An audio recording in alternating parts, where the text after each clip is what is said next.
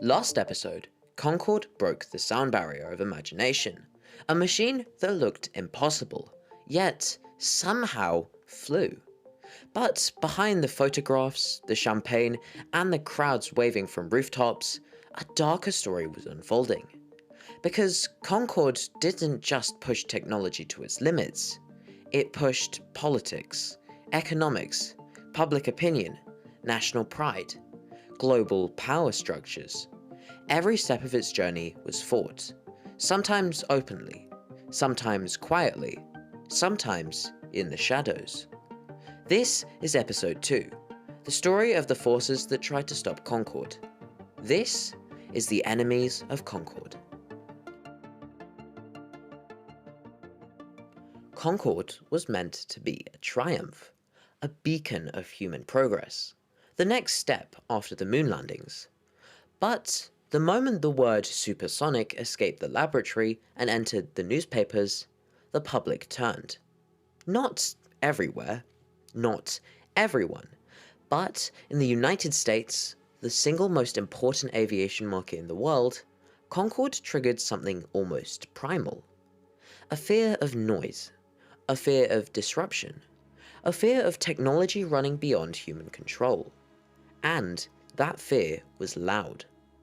The story began in the early 1960s, long before Concorde ever flew, back when the US Air Force ran a test in Oklahoma City.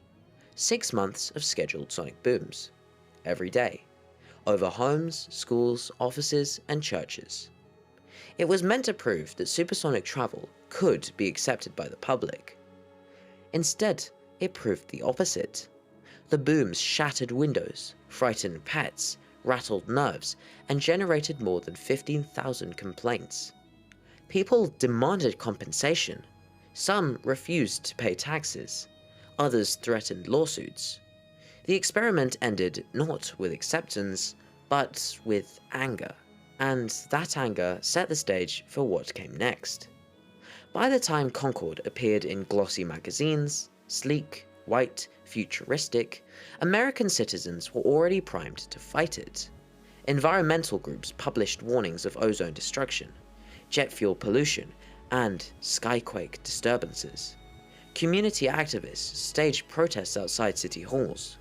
Newspapers ran headlines like "Supersonic jet could deafen our cities," "Future of flight" or "Future of chaos," and "That plane that booms." The phrase "sonic boom" became a symbol, not of technical achievement, but of unwelcome intrusion. And then came the airport battle. New York, the gateway to America, the crucial destination for Concorde's business model. Without New York, the aircraft was commercially crippled. So, when local authorities and community boards were asked to approve Concorde's landing rights, the response was immediate. No. Public hearings turned into shouting matches. Residents accused Concorde of threatening the environment, the economy, and their quality of life.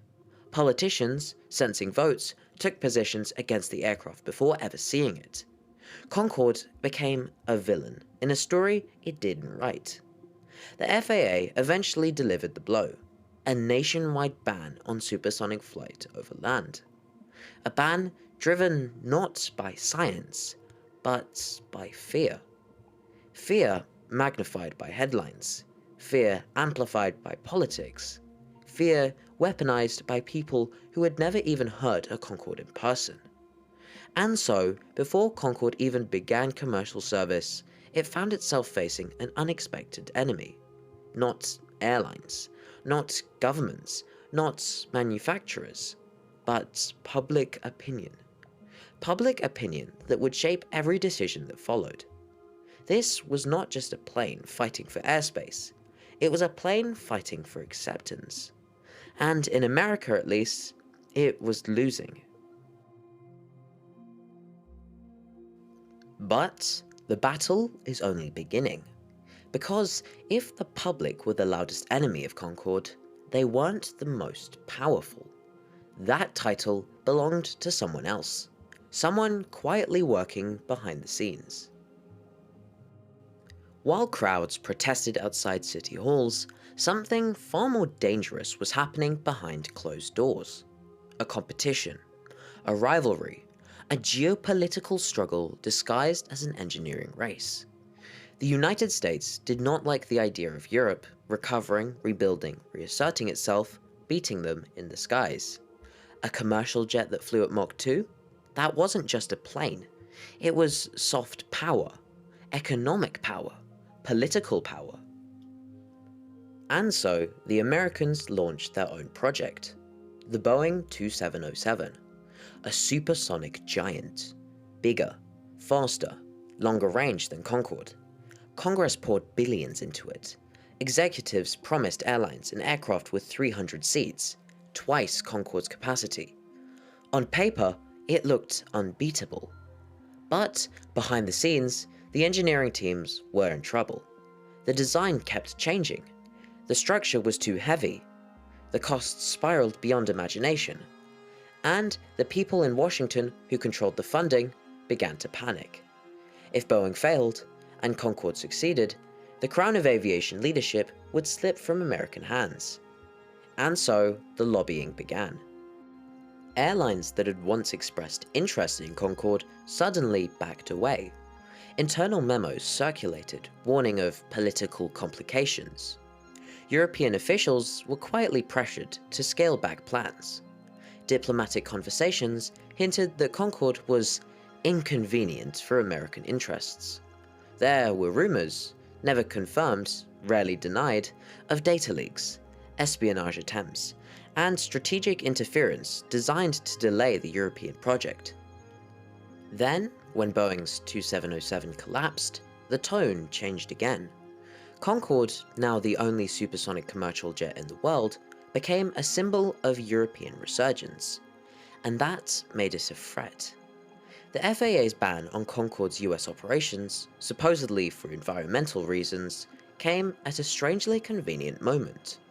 Even some American journalists described it as economic protection disguised as environmentalism.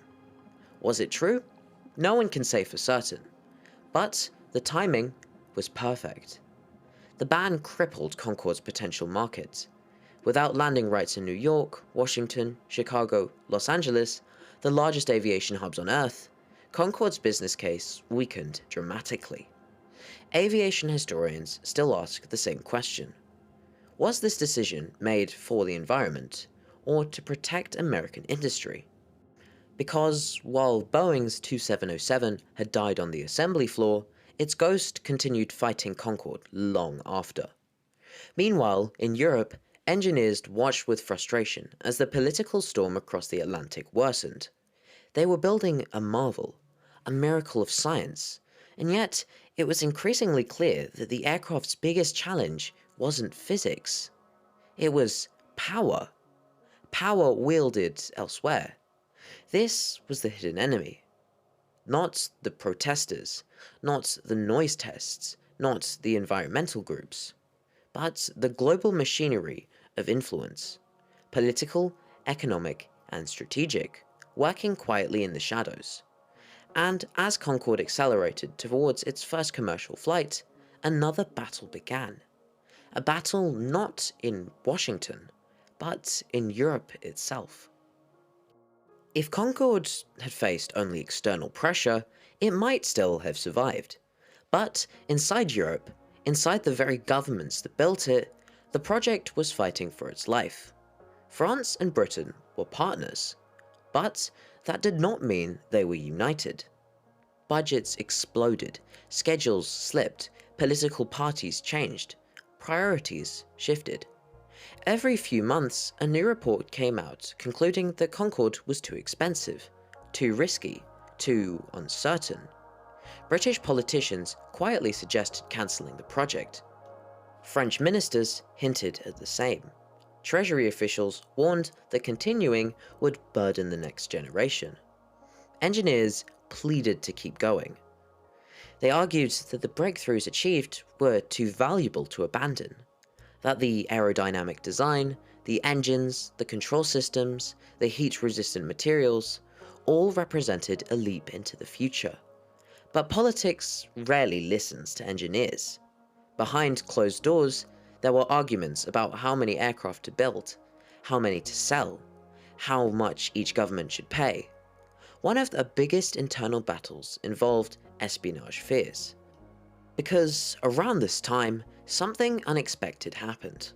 The Soviet Union rolled out its own supersonic airliner, the Tu-144, nicknamed Konkordsky in the West. It looked similar to Concorde, suspiciously similar. European officials wondered, had someone leaked the data? Had espionage penetrated the project? Nothing was ever proven, but the suspicion added anxiety, tension, and mistrust. Instead of two partners moving in harmony, France and Britain often felt like reluctant allies. At one point, the UK considered withdrawing entirely. France prepared counterplans to continue alone. Meetings grew heated. Budgets grew impossible. The phrase Concorde crisis appeared repeatedly in government documents, and yet the project survived. Not because of stability or certainty, but because of momentum. Every year, every test, every breakthrough made the idea of cancelling Concorde feel unthinkable. Too much had been spent, too much had been built, too much pride was on the line. Scrapping Concorde would mean admitting defeat. To each other, to America, to the world. And, in the end, pride saved the aircraft. Not spreadsheets, not logic, not economics. Pride. A belief that Europe must prove it could achieve something extraordinary. And perhaps a fear that if they cancelled it, history would never forgive them. As Concorde approached its final test flights and commercial debut, the internal battles quietened. But the scars remained.